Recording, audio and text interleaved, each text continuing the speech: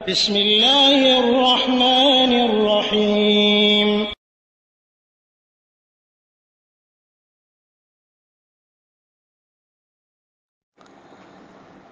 ওয়ালাইকুম আসসালাম রহমতুল্লাহ বরকাতুহ। সম্মানিত দিনী ভাই আব্দুর রহমান সাহেব,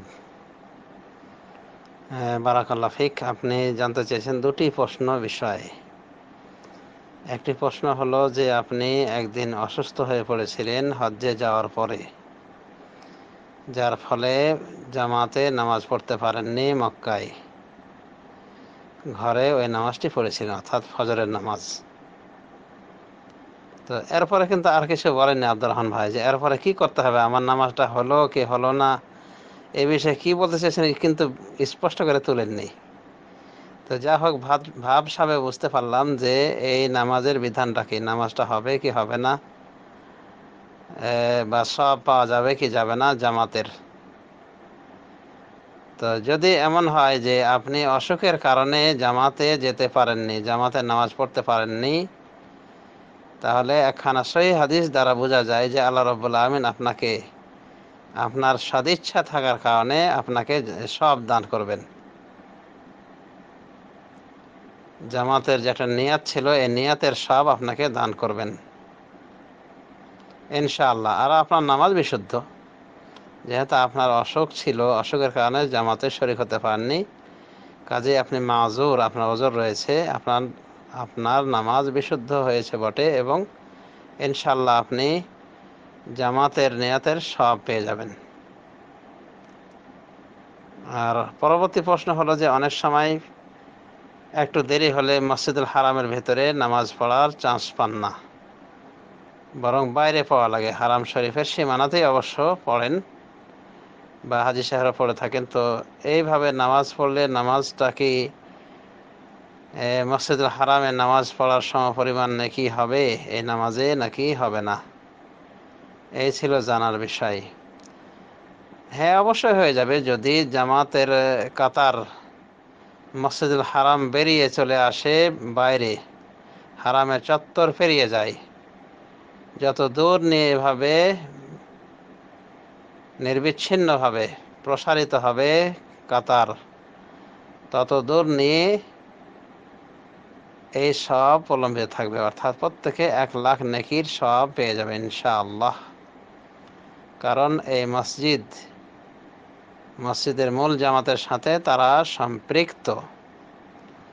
অনুভাবে মসজিদুল হারাম যতদূর সম্প্রসারিত হবে ততদূর পর্যন্ত মসজিদুল হারামের বিধানে পড়বে। অতএব কোনো সমস্যা নেই যদি আপনি জায়গা না পান হারাম শরীফের ভিতরে, মসজিদুল হারামের ভিতরে, আর বাইরে পড়ে ফেলেন, বাইরের জামাত ধরেন, তো ইনশাআল্লাহ আপনি সওয়াব পেয়ে যাবেন। বরং উলামায়ে দ্বীন একটা শ্রেণী বলেন যে শুধু মসজিদুল হারামে 1,00,000 নয়, বরং হারাম এলাকায়, হুদুদুল হারাম যে রয়েছে, হারাম এলাকার যে সীমানা রয়েছে, এই সীমা রেখার ভিতরে নামাজ পড়লে একই সওয়াব পাওয়া যাবে। এই ফতোয়াটি সামাহাতুল শেখ আব্দুল আজিজ বিন বাজ দিয়েছেন। তার কথা যে হারাম সীমানায় নামাজ পড়লে এই সওয়াব পাওয়া যাবে। সুতরাং হারামের আশেপাশে যত মসজিদ রয়েছে ছোটোখাটো, এই মসজিদগুলিতেও আশা করা যায় যে মক্কার মসজিদুল হারামের সমপরিমাণ সওয়াব পাওয়া যাবে। এটা শেখ বিন বাজের কথা থেকে আমরা বুঝতে পারলাম। তারপরে সহিহ বুখারী দিয়ে দলিল পেশ করেছেন শেখ সালেহ আস-সাদলান। তাকে জিজ্ঞাসা করা হয়েছিল এই সালাতের বিষয়ে, যে মসজিদুল হারামের বাইরে নামাজ পড়লে সওয়াব পাওয়া যাবে কিনা। তো উনি বলেছিলেন হ্যাঁ, সওয়াব পাওয়া যাবে। হারামের সীমারেখার ভিতরে নামাজ পড়লেই এই সওয়াব পাওয়া যাবে, অর্থাৎ 1,00,000 সওয়াব পাওয়া যাবে, 1,00,000 নেকি পাওয়া যাবে। অন্যান্য মসজিদের 1,00,000 নামাজের সমপরিমাণ নেকি পাওয়া যাবে তিনি বলেছিলেন। এবং দলিল হিসেবে বলেছিলেন যে বুখারী শরীফের হাদিসে পাওয়া যায় যে রাসূলুল্লাহ সাল্লাল্লাহু আলাইহি ওয়াসাল্লামকে উম্মে হানির বাড়ি থেকে মেরাজ করানো হয়েছে, একটা বর্ণনায় পাওয়া যায়।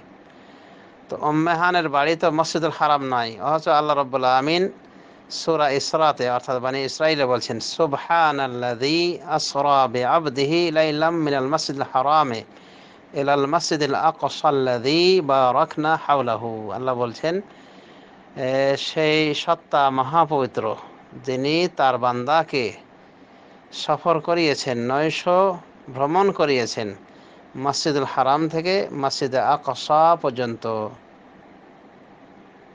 যার চতুর্পাশে আমি বরকত দিয়েছি। তো এখানে যেটা লক্ষণীয় যে বুখারী হাদিস থেকে প্রমাণ যে উম্মে হানির বাড়ি থেকে তাকে মেরাজ করানো হয়েছে, অথচ এখানে আল্লাহ বলছেন মসজিদুল হারাম বলেছেন। তার মানে উম্মে হানির বাড়িটাও মসজিদুল হারামের সীমানার ভিতরে ছিল, তাই ওটাকে মসজিদুল হারাম বলা হয়েছে। এভাবে শেখ সালেহ সাদলান দলিল দেওয়ার চেষ্টা করেছেন। তো যা হোক, অন্যের আপত্তি থাকতে পারে, কিন্তু শেখ বিন বাজ এই কথাই বলেছেন যে মসজিদুল হারামের সীমা রেখার ভিতরে নামাজ পড়লে একই নেকি পাওয়া যাবে।